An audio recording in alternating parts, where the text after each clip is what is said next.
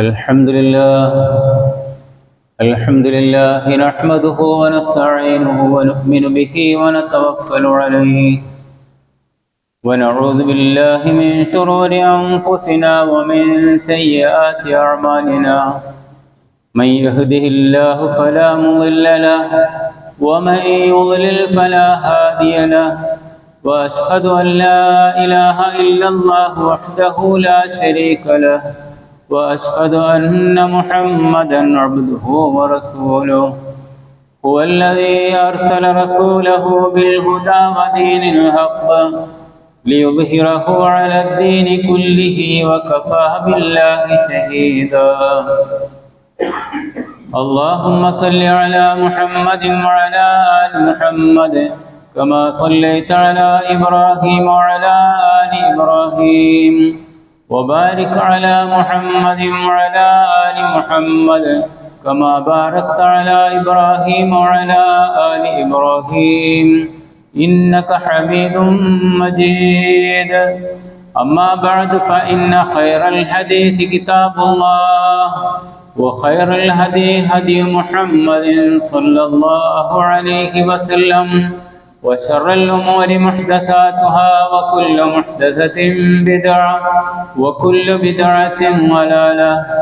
أيها الناس أوصيكم وإياي أولا بتقوى الله. يا أيها الذين آمنوا اتقوا الله حق تقاته ولا تموتن إلا وأنتم مسلمون. أعوذ بالله من الشيطان الرجيم. يا أيها الناس اتقوا ربكم الذي خلقكم من نفس واحدة وخلق منها زوجها وبث منهما رجالا كثيرا ونساء واتقوا الله الذي تساءلون به والأرحام إن الله كان عليكم رقيبا. بسم الله الرحمن الرحيم. ومن الناس من يقول آمنا بالله وباليوم الآخر وما هم بمؤمنين يخادعون الله والذين آمنوا وما يخدعون إلا أنفسهم وما يشعرون. ബഹുമാന്യ സത്യവിശ്വാസികളെ, വിശ്വാസിനികൾ, അള്ളാഹുവിൻ്റെ നിയമങ്ങളും നിർദ്ദേശങ്ങളുമെല്ലാം കഴിവിൻ്റെ പരമാവധി രഹസ്യ പരസ്യ ജീവിതത്തിലെല്ലാം ശ്രദ്ധിക്കുകയും സൂക്ഷിക്കുകയും ചെയ്തുകൊണ്ട് അള്ളാഹുവിന് ഇഷ്ടപ്പെട്ടവരായി തീരാൻ ശ്രമിക്കണേ എന്ന് പ്രത്യേകം ഓർമ്മപ്പെടുത്തുകയാണ്. പരിചയമുള്ള 2 വചനങ്ങളാണ് ശ്രദ്ധയിൽപ്പെടുത്തിയത്. ഏതൊരു സമൂഹത്തിൻ്റെയും ഏതൊരു വ്യക്തിയുടെയും ഒക്കെ നിലനിൽപ്പ് എന്നത് അതിൻ്റെ ഏറ്റവും അടിസ്ഥാനപരമായ വശം വിശ്വാസത്തിൽ അധിഷ്ഠിതമാണ്. എന്ത് വിശ്വാസം? പരസ്പരമുള്ള വിശ്വാസത്തിൽ അധിഷ്ഠിതമാണ്. അതുകൊണ്ടാണ് ഈ നിർഭയത്വം ഉപയോഗപ്പെടുത്തിക്കൊണ്ടാണ്, നിലനിൽക്കുന്നത് കൊണ്ടാണ് നമുക്ക് ഒരു പ്രദേശത്തു നിന്ന് മറ്റൊരു പ്രദേശത്തേക്ക് യാത്ര ചെയ്യാൻ കഴിയുന്നു. നമ്മുടെ സകലമാന പ്രവർത്തനങ്ങളുടെയും അടിത്തറ ഈ വിശ്വാസ്യതയിലാണ് എന്ന് നമുക്കറിയാം. അത് വളരെ ചെറിയ കാര്യങ്ങൾ മുതൽ വളരെ വലിയ കാര്യങ്ങളിൽ വരെ, വ്യക്തികൾ മുതൽ സമൂഹവും രാഷ്ട്രങ്ങളും തമ്മിൽ വരെ ഈ അമാനത്ത്, വിശ്വാസ്യത നിലനിൽക്കണം എന്നത് സമൂഹം ആഗ്രഹിക്കുന്നു. എന്നാൽ അത്തരം ആഗ്രഹങ്ങൾക്കൊക്കെ വിപരീതമായിക്കൊണ്ട് ലോകത്ത്, നാട്ടിൽ പലതരത്തിലുള്ള വഞ്ചനകളും നടന്നുകൊണ്ടിരിക്കുകയാണ്. വിശ്വാസ്യത നഷ്ടപ്പെടുമ്പോൾ പിന്നെ ഉണ്ടായിത്തീരുന്നതാണ് വാക്കിലും പ്രവൃത്തിയിലുമൊക്കെയുള്ള വഞ്ചന എന്നത്. അതുകൊണ്ടാണ് അന്ത്യദിനത്തിൻ്റെ ലക്ഷണം എന്നോണം നബി സല്ലല്ലാഹു അലൈഹി വസല്ലമ വ്യക്തമാക്കിയത് തുർഫഉൽ അമാനത്തു എന്ന്. മുസ്ലിംകളിൽ നിന്നൊന്നും അല്ല പറഞ്ഞിരിക്കുന്നത്, ലോകത്ത് അത്തരമൊരു സാഹചര്യം ഉണ്ടായിത്തീരുമെന്നതാണ്. അമാനത്ത് നഷ്ടപ്പെട്ടുകൊണ്ടിരിക്കുന്ന സാഹചര്യം. യഥാർത്ഥത്തിൽ ഈ വഞ്ചന എന്നത് മറ്റ് ജീവികളിൽ നമ്മൾ കാണുകയില്ല. ഒരു ജീവിയും ഒരു ജന്തുവും മറ്റൊരു ജന്തുവിനെ ചതിച്ചു കൊലപ്പെടുത്തി എന്ന് പറയാവുന്ന ഒരു സംഭവം പോലും ഉണ്ടാവുകയില്ല. മനുഷ്യൻ അങ്ങനെയല്ല. പുഞ്ചിരിച്ച് സ്നേഹം നടിച്ച് വഴി പറഞ്ഞു കൊടുക്കാമെന്ന വ്യാജേനെ അപ്പുറത്തെത്തി അവിടെ നിന്ന് ഇവനെ കടാരയെടുത്ത് കുത്തിക്കൊന്ന് അവൻ്റെ കാശ് തട്ടിയെടുക്കാൻ യാതൊരു മടിയും കാണിക്കാത്ത വഞ്ചന എന്ന പ്രകൃതി മനുഷ്യനിൽ ഉണ്ട് എന്ന് പറഞ്ഞാൽ ചില മനസ്സുകൾ ആ നിലക്ക് ഉണ്ട് എന്നത് നമുക്ക് കാണാം. ജീവികളിൽ അതില്ല, മനുഷ്യരിൽ മാത്രമാണത്. ഗൂഢാലോചനകൾ വഞ്ചിക്കാൻ വേണ്ടി ഒറ്റക്കിരുന്ന് ഗൂഢാലോചന നടത്തുന്നവരുണ്ട്. ആ നിലക്ക് വ്യക്തിയെ നശിപ്പിക്കാൻ അല്ല, സമൂഹത്തെ നശിപ്പിക്കാൻ ഗൂഢാലോചന മനസ്സിൽ പ്ലാൻ ചെയ്യും.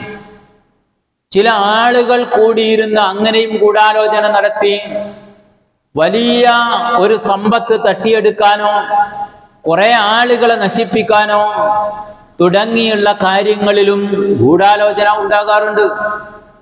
അങ്ങനെയുള്ള ചില സംഭവങ്ങളൊക്കെ മുൻകാലഘട്ടത്തിലെ ചരിത്രത്തിൽ നമുക്ക് കാണാൻ സാധിക്കും. മനുഷ്യനുള്ള കാലം മുതൽ തന്നെയുള്ള ഇത്തരം ഒരുപാട് സംഭവങ്ങൾ ലോകത്ത് അരങ്ങേറിയിട്ടുണ്ട് എന്ന് നമുക്കറിയാം. നബി സല്ലല്ലാഹു അലൈഹി വസല്ലമയുടെ കാലഘട്ടത്തിൽ ചില സംഭവങ്ങളൊക്കെ മുസ്ലിം അല്ലാത്ത ആളുകളിൽ നിന്നും മുസ്ലിം നാമധാരികളിൽ നിന്നുമൊക്കെ ഉണ്ടായിട്ടുണ്ട് എന്ന് നമുക്കറിയാം. ഉമൈർ ഇബ്നു വഹബ് ബദർ യുദ്ധത്തിൽ തൻ്റെ മകൻ ബന്ധനസ്ഥനാക്കപ്പെട്ട ഒരു സാഹചര്യമുണ്ടായി. ഇസ്ലാമിൻ്റെ കഠിന ശത്രുവായി ജീവിച്ചിരുന്ന അദ്ദേഹം തൻ്റെ മകനെ ബന്ധനസ്ഥനാക്കപ്പെട്ട വിഷയത്തിൽ സഫ്വാൻ ഇബ്നു ഉമയ്യയുമായി സംസാരിച്ചു കൊണ്ടിരിക്കുകയാണ്. കഅബയുടെ ഓരത്ത്, മസ്ജിദുൽ ഹറമിൻ്റെ ഓരത്താന്ന്. അങ്ങനെ എൻ്റെ മകൻ്റെ കാര്യത്തിൽ എനിക്ക് പ്രയാസമുണ്ട്, ഞാൻ മുഹമ്മദിനെ കഥ കഴിക്കുമായിരുന്നു, എനിക്ക് എൻ്റെ സന്താനങ്ങളുടെ കുടുംബത്തിൻ്റെ ഭാവിയും അതുപോലെ തന്നെ ഉള്ള ചില കാര്യങ്ങളിലും ഇല്ലായിരുന്നുവെങ്കിൽ എന്ന് പറഞ്ഞപ്പോൾ സഫ്വാൻ ഇബ്നു ഉമയ്യ പറഞ്ഞു, ആ കാര്യം ഞാനേറ്റ്. മുഹമ്മദിനെ നീ നശിപ്പിച്ചോ, യാതൊരു കുഴപ്പമില്ല, നിന്റെ കുടുംബത്തെ സംരക്ഷിക്കാൻ എന്നെ കൊണ്ട് കഴിയും. നിനക്ക് ശേഷം അങ്ങനെ വല്ലതും സംഭവിച്ചാൽ നീ ആ കരാർ അനുസരിച്ച് വേണ്ട കാര്യങ്ങൾ ചെയ്യാം. അങ്ങനെ ഉമൈർ അവിടെ നിന്ന് പുറപ്പെടുകയാണ്.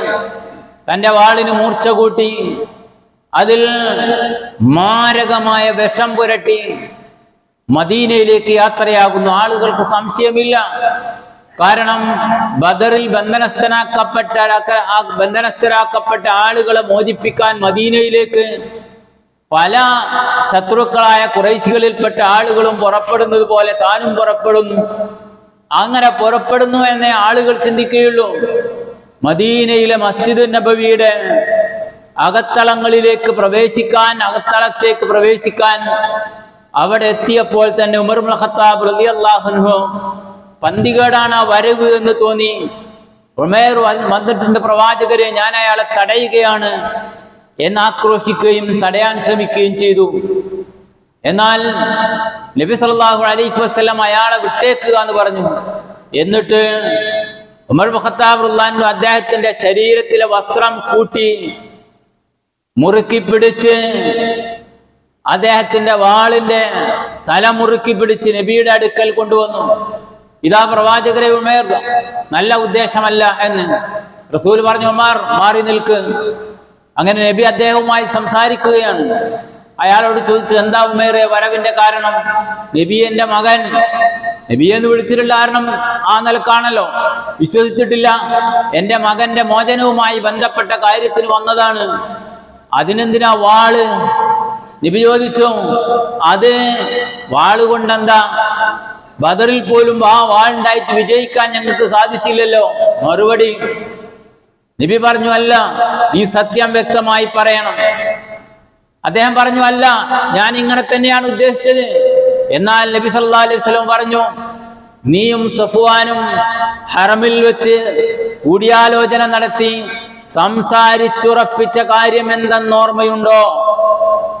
നബിയെ വധിക്കാൻ തീരുമാനിച്ചു പുറപ്പെട്ടതാണെന്നും ആ തീരുമാനമെടുത്തത് ഞാനും സഫ്വാനും മാത്രമേ അറിയുകയുള്ളൂ എന്ന് മനസ്സിലാക്കിയ ഈ ഉമൈർ ഇത് അള്ളാഹുവിന്റെ വഹിയാണെന്ന് ബോധ്യപ്പെട്ട് അദ്ദേഹം മുസ്ലിമായി.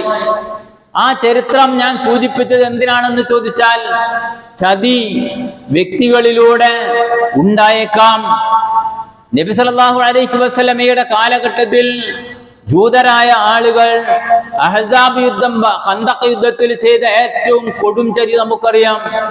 ബനൂ ഖുറൈള ഗോത്രക്കാരായ ആളുകൾ, അവർ മുസ്ലിംകളുമായി മറ്റ് രണ്ട് ഖൈനുഖാ, മറ്റ് രണ്ട് ഗോത്രങ്ങൾ, ആ ഗോത്രങ്ങളും 3 ഗോത്രങ്ങൾ നബിയുടെ കൂടെ മദീനയിൽ കരാർ ചെയ്തിരുന്നു. മുസ്ലിങ്ങൾക്ക് നേരെ വരുന്ന ശത്രുക്കളെ ഒന്നിച്ച് നേരിടാം, അതേപോലെ തന്നെ ജൂതന്മാർക്ക് നേരെ വരുന്ന ശത്രുക്കളെയും ഒന്നിച്ച് നേരിടാം.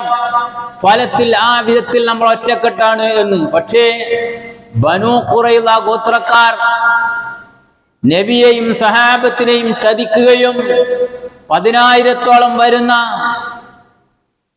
മദീന വളഞ്ഞ ശത്രുക്കളോടെ കൂടെ കൂറുമാറി മുസ്ലിംകൾക്കെതിരെ യുദ്ധത്തിന് വരികയും ചെയ്തു. ഈ സംഭവം പരിശുദ്ധ ഖുർആനിൽ നമുക്ക് കാണാം.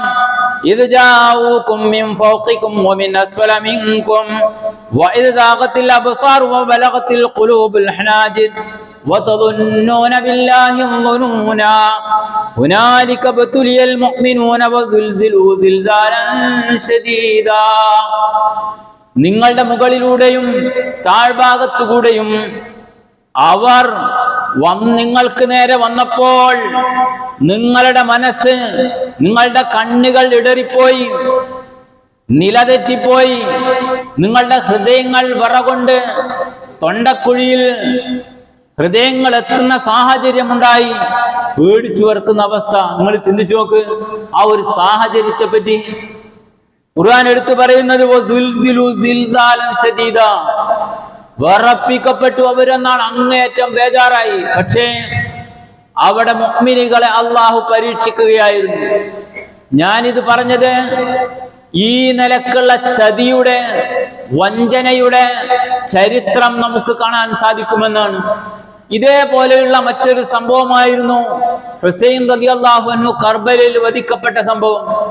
അവിടെയും കൂഫക്കാരായ ആളുകൾ ഹുസൈൻ റളിയല്ലാഹു അൻഹുവിന് സംരക്ഷണം നൽകാം എന്ന് ഉറപ്പ് നൽകി എന്നാണ് സകല ചരിത്രങ്ങളിലും കാണുന്നത്. പക്ഷേ അവിടെ എത്തിയപ്പോൾ കൂഫക്കാർ ചതിച്ചു, അവർ പിന്മാറി. യുദ്ധക്കളം, ഒരുപാട് ആളുകൾ മരണപ്പെട്ടു എന്ന് പറഞ്ഞാൽ ഇത്തരം സംഭവങ്ങളൊക്കെ മുൻകാലഘട്ടത്തിലും ഉണ്ടായിട്ടുണ്ട്. എന്തു തന്നെ ആയിരുന്നാലും ചതിയെ സംബന്ധിച്ചിടത്തോളം ഒരു സമൂഹത്തിനോ, ഒരു രാഷ്ട്രത്തിനോ, ഒരു വ്യക്തിക്കോ, ഒരു കുടുംബത്തിനോ നിലനിൽക്കാൻ പറ്റാത്ത സാഹചര്യമായിരിക്കും ഉണ്ടാവുക എന്നത് സൂചിപ്പിക്കുകയാണ്. ഈ ചതിപ്രയോഗത്തിലൂടെയുള്ള സാമ്പത്തിക തട്ടിപ്പുകളോ അതുപോലെയുള്ള ഒരുപാട് കാര്യങ്ങൾ, അതിന്റെ ചില ഉദാഹരണങ്ങളാണ്. കഴിഞ്ഞ ദിവസം എവിടെ വരെ എത്തി എന്ന് ചോദിച്ചാൽ, ഉംറക്ക് പോയി മദീനയിൽ അവിടെ 160ഓളം ആളുകളെ ഇട്ടേച്ചു പോന്ന ചില ഈ ഉംറ നയിക്കുന്ന ആൾക്കാരുടെ ലക്ഷങ്ങൾ അമുക്കിയ സംഭവത്തെ സംബന്ധിച്ച് ചാനൽ റിപ്പോർട്ട് നമ്മൾ കണ്ടു. ഞാൻ അതിന്റെ സത്യാവസ്ഥയിലേക്ക് ദീർഘമായി പോകുന്നില്ല. പറഞ്ഞു വന്നത്, സാമ്പത്തിക ലാഭത്തിനു വേണ്ടി ഈ ആത്മീയ നിലപാടുകളെപ്പോലും ചൂഷണം ചെയ്തുകൊണ്ടിരിക്കുന്ന നമ്മളും തുലോം കുറവല്ല. ഒന്നുകൂടി സൂക്ഷ്മമായി പറഞ്ഞാൽ ഒന്ന് മുന്നിലാണ് നമ്മൾ അത്തരം കാര്യത്തിലൊക്കെ, ചതിയുടെ കാര്യത്തിലൊക്കെ നിലകൊള്ളുന്നത് എന്നതാണ്. ഇന്ന് നടക്കുന്ന സംഭവങ്ങളൊക്കെ മനസ്സിലാക്കിയാൽ പരിശോധിച്ചാൽ നമുക്ക് ഉൾക്കൊള്ളാൻ കഴിയുന്നത്. അതായിരുന്നു കാസർഗോഡ് ഒരു മനുഷ്യനെ ചതിയിൽ പെടുത്തി ആത്മീയ ചൂഷണം നടത്തി വധിച്ചു, അല്ലെങ്കിൽ കൊലപാതകമാണ് ആ സംഭവം എന്നിടത്തേക്ക് എത്തിയിട്ടുള്ളത്. ഇൻഷൂറിന് വേണ്ടി മനുഷ്യൻ മറ്റൊരാളെ കൊലപാതകം നടത്തുന്നത് നമ്മളുടെ നാട്ടിൽ ചുരുളഴിയാത്ത കേസായി ഇപ്പോഴും അങ്ങനത്തെ ചില കേസുകൾ നിലനിൽക്കുന്നുണ്ട്. ഭാര്യമാരെ അല്ലെങ്കിൽ ഭാര്യയെ തന്നെ വിവാഹം ചെയ്തതിനു ശേഷം ചതിച്ച് വേശ്യാലയത്തിൽ കമാട്ടിപുരത്ത് വരെ എത്തിച്ചുകൊണ്ടിരിക്കുന്ന മുസ്ലിം നാമധാരികളായ ആളുകൾ, അവിടെ വിൽപ്പന നടത്തുന്ന, അങ്ങനെ ചതിക്കുന്ന സംഭവങ്ങൾ നമ്മളുടെ മുമ്പിലുണ്ട്. ജോലിക്ക് എന്ന പേരിൽ ഈ നാട്ടിൽ നിന്ന് അതുപോലെയുള്ള മറ്റ് തൊട്ടടുത്ത പ്രദേശങ്ങളിൽ നിന്നോ സംസ്ഥാനങ്ങളിൽ നിന്നോ സ്ത്രീകളെ റിക്രൂട്ട്മെന്റ് നടത്തി സെക്സ് റാക്കറ്റിന്റെ കണ്ണികളാക്കി മാറ്റി കെട്ടിയിടപ്പെട്ട വിദേശ രാജ്യങ്ങളിൽ പീഡിപ്പിച്ചുകൊണ്ട് കോടികൾ ഉണ്ടാക്കുന്ന ആളുകളും കുറവല്ല എന്ന കാര്യം നമുക്കറിയാം. ചതിയുടെ ഒരു ലോകമാണ് ഉണ്ടായിത്തീരുക അവസാന കാലഘട്ടത്തിൽ നിന്ന് നബി സല്ലല്ലാഹു അലൈഹി വസല്ലമ വളരെ കൃത്യമായി പറഞ്ഞിട്ടുണ്ട്. അധികാരത്തിലേറുന്ന ആളുകൾ പലതരത്തിലുള്ള വാഗ്ദാനങ്ങളും നടത്തും. എന്നിട്ടോ അവര് പിന്നെ അതിൽ നിന്ന് കൈയൊഴിയുകയോ സ്വന്തം ആളുകളെപ്പോലും ചതിച്ച്, അധികാരത്തിലിരിക്കുന്ന ആളുകളെ ചതിച്ച് വധം നടത്തുകയും എന്നിട്ട് അധികാരത്തിനു വേണ്ടി അത്തരം ഹീനമായ പ്രവൃത്തികൾ ചെയ്യാൻ ആസൂത്രണം നടത്തിക്കൊണ്ടിരിക്കുകയും ചെയ്യുന്നു.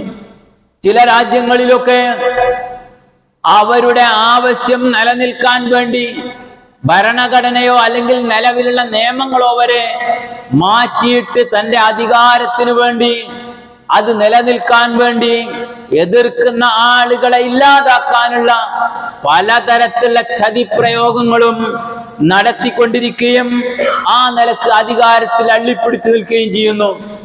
അതിന്റെ ഏറ്റവും വലിയ ഉദാഹരണമാണ് സയോണിസ്റ്റുകളായ ഇസ്രായേലുകൾ ആ ഗസയിൽ അവർ ചെയ്തുകൊണ്ടിരിക്കുന്ന, അവര് കൃത്യമായും ചതിച്ച് ചെയ്തുകൊണ്ടിരിക്കുന്ന ഏർപ്പാടുകൾ.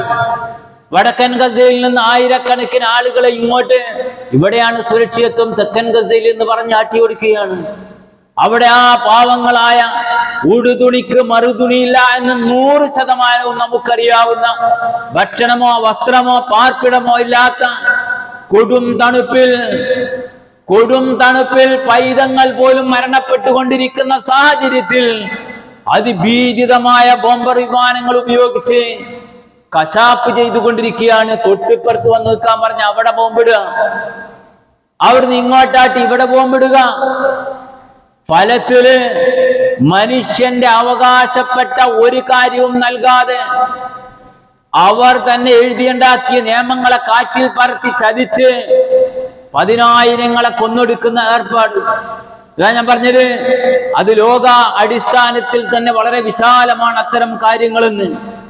ഞാൻ തിരിച്ചിങ്ങോട്ട് വരികയാണ്. ഇങ്ങനെയാണ് ലോകത്തിന്റെ അവസ്ഥ എങ്കിൽ മുഅ്മിനുകളായ നമ്മൾ അവനവന്റെ കാര്യത്തെ സംബന്ധിച്ച് ഇത്തരം വിഷയങ്ങളിൽ പരിശോധന നടത്തുക. വളരെ ചെറിയ കാര്യം മുതൽ മക്കളോട് നമ്മൾ പറയുന്ന പറ്റിക്കൽ ഉണ്ടല്ലോ, അതിൽ ഇത്ര മാർക്ക് വാങ്ങിയാൽ ടൂറിന് കൊണ്ടുപോകാം എന്ന് പറയുന്ന കാര്യം മുതൽ അതിനവരെ പ്രചോദിപ്പിച്ച് റെഡിയാക്കിയിട്ട് പിന്നീട് അവർക്കതിന് സാഹചര്യം നമ്മൾ കൊടുക്കുന്നില്ല എങ്കിൽ അത് പറ്റിക്കലല്ല, ചതിയാണ് എന്ന് തന്നെ പറഞ്ഞ ചില പണ്ഡിതരെ നമുക്ക് കാണാം. അതുപോലെ ഏതേത് കാര്യങ്ങൾ എടുത്തു നോക്ക്, വളരെ ചെറിയ കാര്യങ്ങൾ നമ്മളുടെ ജീവിതത്തിലും കുടുംബത്തിലും ഒക്കെ നടക്കുന്ന കുറെ വിഷയങ്ങളുണ്ട്. ആ വിഷയങ്ങളിലൊക്കെ തന്നെയും സൂക്ഷ്മത പാലിക്കണം.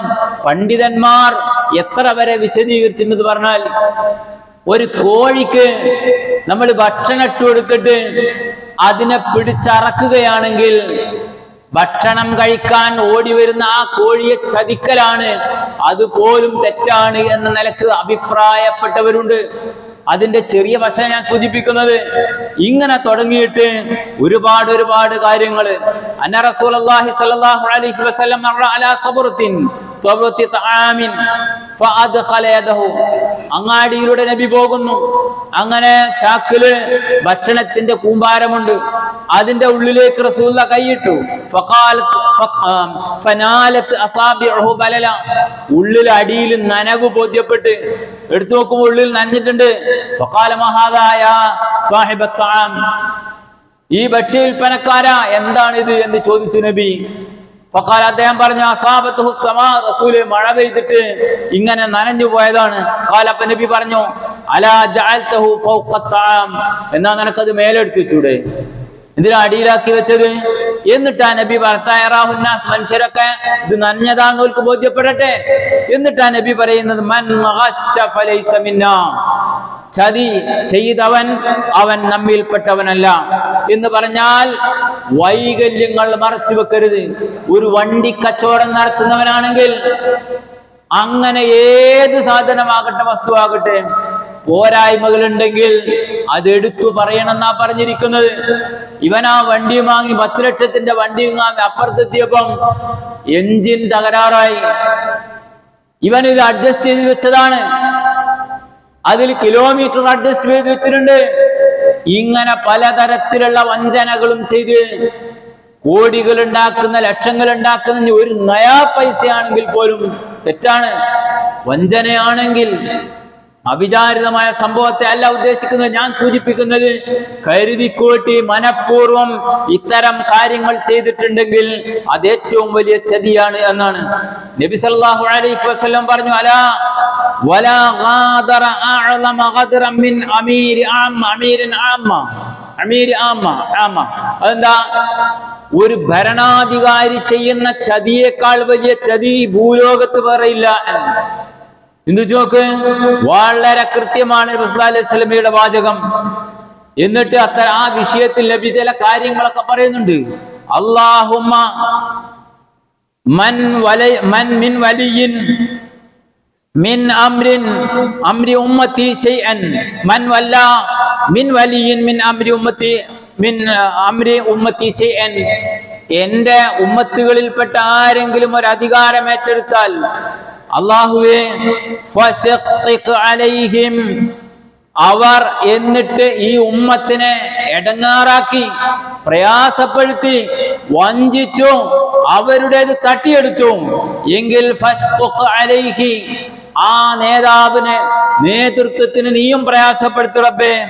വമൻ വല്ല മിൻ അംരി ഉമ്മത്തി, ആരെങ്കിലും എന്റെ സമുദായത്തിൽപ്പെട്ട ആളുകൾ ഒരു ഉത്തരവാദിത്വം ഏറ്റെടുത്തിട്ടുണ്ടെങ്കിൽ, നേതൃസ്ഥാനത്തേക്ക് വന്നു ഫറഫഖ ബിഹിം, അവരോട് കാരുണ്യത്തിൽ വർത്തിച്ചു, ഒരു നിലക്കോൽ ഉപദ്രവിച്ചില്ല എങ്കിൽ ഫർഫഖ് ബിഹി, പടച്ചവനെ നീ അവരോട് കരുണ കാണിക്കണമേ എന്ന്.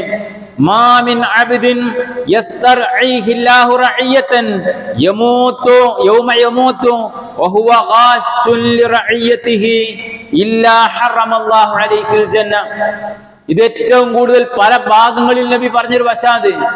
ഒരാള് ജനങ്ങളുടെ നേതൃത്വം ഏറ്റെടുക്കുന്നു, എന്നിട്ട് അവർക്ക് അർഹമായത് കൊടുക്കാതെ അവരുടേത് വഞ്ചിച്ച് സ്വന്തമാക്കി, അങ്ങനെ ലക്ഷങ്ങളും കോടികളും സ്വന്തമാക്കി തീർക്കുന്ന ആരെങ്കിലും ഉണ്ടെങ്കിൽ അവർക്ക് സ്വർഗത്തിന്റെ വാസന പോലും ലഭിക്കുകയില്ല, അവർ സ്വർഗത്തിൽ പ്രവേശിക്കുകയില്ല, അള്ളാഹു അത് ഹറാമാക്കുമെന്ന്. ആകെത്തുക ഞാൻ പറഞ്ഞു വന്നത്, നമ്മളുടെ നാട്ടിലുള്ള ഇത്തരം ഈ വിശ്വാസ്യത നഷ്ടപ്പെടുന്ന ഒരുപാട് വിഷയങ്ങളുണ്ട്.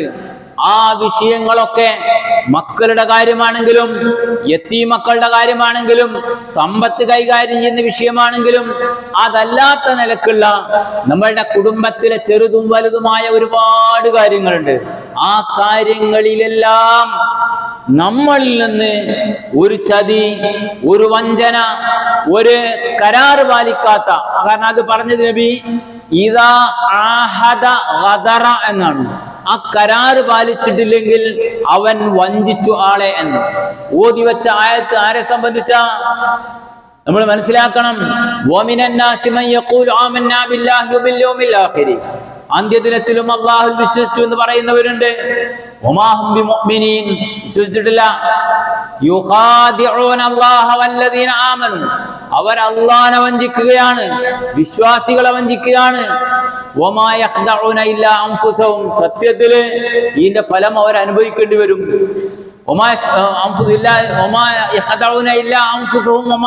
അവർ മനസ്സിലാക്കുന്നില്ല ഇതിന്റെ ദുരന്ത ഫലം അള്ളാഹു ഇഹലോകത്ത് വെച്ച് തന്നെ കൊടുത്തേക്കാം.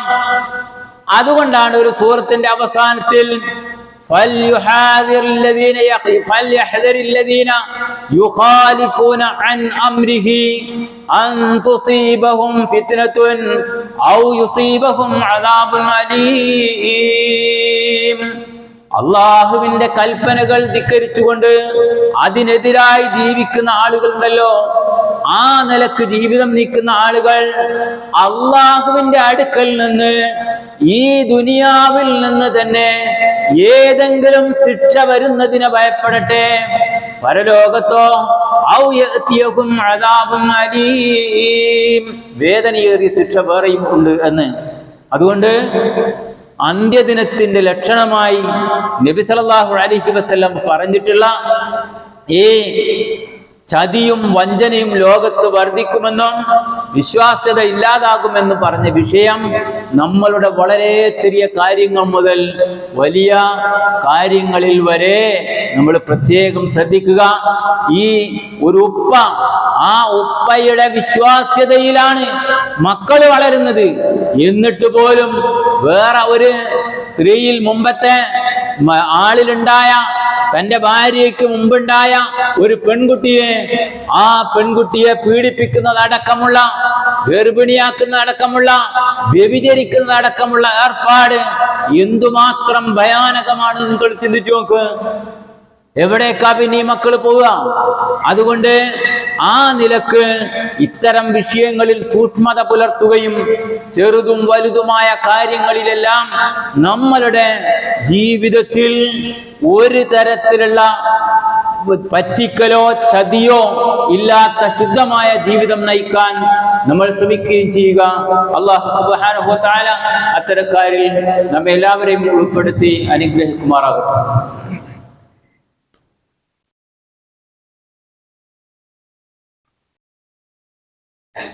അൽഹംദുലില്ലാഹ് നഹ്മദുഹു വ നസ്തഈനുഹു വ നുഅ്മിനു ബിഹി വ നതവക്കലു അലൈഹി. اللهم صل على محمد وعلى آل محمد أيها الناس أوصيكم ثانيا وإياي بتقوى الله. അള്ളാഹുവിനെ സൂക്ഷിച്ചുകൊണ്ട് ജീവിക്കണേ എന്ന് പ്രത്യേകം വസിയത്ത് ചെയ്യുകയാണ്, ഉപദേശിക്കുന്നത്. സാന്ദർഭികമായ വളരെ പ്രാധാന്യമർഹിക്കുന്ന ഒരു കാര്യം ശ്രദ്ധയിൽപ്പെടുത്തുകയാണ്. പരിശുദ്ധ റമദാൻ വരാൻ ഇനി ഏതാനും ഒരു മാസവും അതിൽ അത്ര തന്നെ ഏകദേശം ദിവസങ്ങൾ മാത്രമേ ഉള്ളൂ എന്ന് നമുക്കറിയാം. റമദാനിൽ പലപ്പോഴും കളക്ഷൻ കാര്യങ്ങളൊക്കെ ഉണ്ടാകാറുണ്ട്. എന്നാൽ നിങ്ങളുടെ നാട്ടിലെ അല്ലെങ്കിൽ ഇവിടുത്തെ നെസ്റ്റ് അതിൻ്റെ വളരെ പ്രയാസകരമായ സാഹചര്യത്തിലൂടെയാണ് കടന്നു പോകുന്നത്. ഒരു മാസത്തിൽ 29 ലക്ഷം റുപ്യയോളം ദൈനംദിന ചെലവിന് വേണ്ടി ആവശ്യമുണ്ട് എന്ന കാര്യം എന്നേക്കാൾ കൂടുതൽ നിങ്ങൾക്കറിയാം. നമ്മളുടെ നിർലോഭമായ സഹകരണം ഇല്ല എങ്കിൽ ആയിരക്കണക്കിന് രോഗികൾ, കിടപ്പ് രോഗികൾ, അതേപോലെ തന്നെ 10-75ഓളം മാനസിക രോഗികൾ, പിന്നെ നിത്യ മരുന്നിന് ആവശ്യമായി മരുന്ന് വാങ്ങാൻ ചെയ്തുകൊണ്ടിരിക്കുന്ന സഹായങ്ങൾ, അതുപോലെയുള്ള ഒരുപാട് പ്രവർത്തനങ്ങൾ വളരെ ശ്ലാഘനീയമായ നിലയിൽ നടന്നുകൊണ്ടിരിക്കുന്ന ഒരു സാഹചര്യമാണ് നമ്മൾ ഈ നെസ്റ്റ് കൊണ്ട് ഉയർത്തിപ്പിടിക്കുന്നത് എന്ന് എല്ലാവർക്കും അറിയാം. നമ്മുടെ കൂട്ടത്തിലുള്ള ഒരുപാട് ആളുകൾ അതിനകമഴിഞ്ഞ് സഹായിച്ചിട്ടുണ്ട്, ഇപ്പോഴും സഹായിച്ചു കൊണ്ടിരിക്കുന്നവരുണ്ട്. എന്നാൽ ചിലരൊക്കെ കഴിവുണ്ടായിട്ട് പോലും അത് വേണ്ടത്ര പരിഗണിക്കാതെ മാറി നിൽക്കുന്നവരുണ്ട് സഹോദരങ്ങളെ. മൻ യസ്സറ അലാ മുഅസ്സിരിൻ യസ്സറഹുല്ലാഹു യൗമൽ ഖിയാമ. ഒരു പ്രയാസം അനുഭവിക്കുന്ന ഒരു മനുഷ്യൻ, ആ മനുഷ്യൻ ആരെങ്കിലും ഒരു സഹായം ചെയ്താൽ അള്ളാഹു അവൻ്റെ പ്രയാസങ്ങളിൽ നിന്ന് ഒരു പ്രയാസം ദൂരീകരിക്കും. ചില ആളുകളൊക്കെ അവിടെ പോയി സംസാരിച്ചപ്പം അവർ ചെയ്യുന്ന സേവനത്തിൻ്റെ വലിപ്പം എത്രമാത്രമാണെന്ന് മനസ്സിലാക്കാൻ എനിക്ക് സാധിച്ചിട്ടുണ്ട്. ഞാൻ അറിഞ്ഞതിനേക്കാൾ കൂടുതൽ ഒരുപാട് സഹായം ചെയ്തുകൊണ്ടിരിക്കുന്ന ആൾക്കാരുണ്ട്. അവിടുത്തെ ജോലിക്കാരായ ആളുകൾ ചെയ്യുന്ന 24 മണിക്കൂറും പരിചരണം വേണ്ട രോഗികൾ നമ്മളല്ലാതെ ആരാതെ ഏറ്റെടുക്കാനുള്ളത്. എന്തുമാത്രം മനസ്സിന് ആ രോഗികളൊക്കെ റബ്ബിനോട് പ്രാർത്ഥിക്കുന്ന ഒരു പ്രാർത്ഥന ഉണ്ടാവും. ബോധമുള്ള മനുഷ്യന്മാർ, പടച്ചവനെ, ഞങ്ങള് ഈ ഒരു സാഹചര്യത്തിൽ എത്തിപ്പെട്ടത് ഞങ്ങളുടെ കുറ്റമല്ല റബ്ബേ, നീ തന്ന പരീക്ഷണം, ഇതിനെ സഹായിക്കുന്ന ആളുകളെ കൊണ്ടാണ് ഞങ്ങൾ നിലനിൽക്കുന്നത് എന്ന് അവരുടെ മനസ്സിന്റെ തേട്ടുണ്ടല്ലോ, അതൊരു വല്ലാത്തതാണ് മനുഷ്യരെ, അത് വല്ലാത്തതാണ്. സ്ത്രീകളായ ആളുകളൊക്കെ ശ്രദ്ധിക്കുക. നമ്മളൊക്കെ ആ ഒരു രംഗത്ത് ആ ഒരു അവസ്ഥയിലേക്ക് നമ്മൾ എത്തിപ്പെടാതിരിക്കട്ടെ. അള്ളാഹു അത്തരം രോഗങ്ങളിൽ നമ്മളെ കാത്തുരക്ഷിക്കുമാറാകട്ടെ, നമ്മളെയും കുടുംബത്തെയും ഒക്കെ. അത് എത്തിപ്പെട്ടാൽ നമ്മളും അത്തരം വിഷയങ്ങളിലേക്ക് തന്നെ നീങ്ങേണ്ടി വരും. സമ്പാദ്യം നേടെ ഉണ്ടാവില്ല, എത്തിച്ചാൽ മതിയാവില്ല.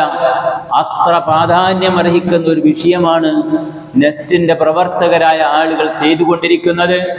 നാനാ ഭാഗത്തു നിന്നുള്ള സഹായങ്ങൾ മാത്രമാണ് പ്രധാനമായും അതിൻ്റെ വരുമാന മാർഗമെന്ന് നമുക്കറിയാം. ഈ നോമ്പ് വരെ എത്തിക്കാൻ കഴിയാത്ത സാഹചര്യമായതുകൊണ്ട് എന്തായിരുന്നാലും ഇന്നൊരു കളക്ഷൻ നടത്തണം എന്ന് അവരാവശ്യപ്പെട്ടതിൻ്റെ അടിസ്ഥാനത്തിൽ ആണ് ഞാൻ ഈ വിഷയം നിങ്ങളെ ശ്രദ്ധയിൽപ്പെടുത്തുന്നത്. സ്ത്രീകളും കുട്ടികളും മുതിർന്നവരും കഴിവുള്ള എല്ലാവരും കഴിയുന്നത്ര ആ വിധത്തിൽ ആ വിഷയത്തിൽ സംഭാവന നൽകണമെന്നും സഹകരിക്കണമെന്നും അവരുടെ ഈ പ്രവർത്തനത്തിൽ നമ്മൾ ഏതായാലും പ്രവർത്തിക്കുന്നില്ല, പ്രവർത്തിക്കുന്നവർക്ക് ഒരു പ്രചോദനമെങ്കിലും ആയിക്കൊണ്ട് ആ വിഷയത്തിൽ ഇറങ്ങണമെന്നും കഴിയുന്നത് ചെയ്യണമെന്നും പ്രത്യേകം ഉണർത്തുകയാണ്.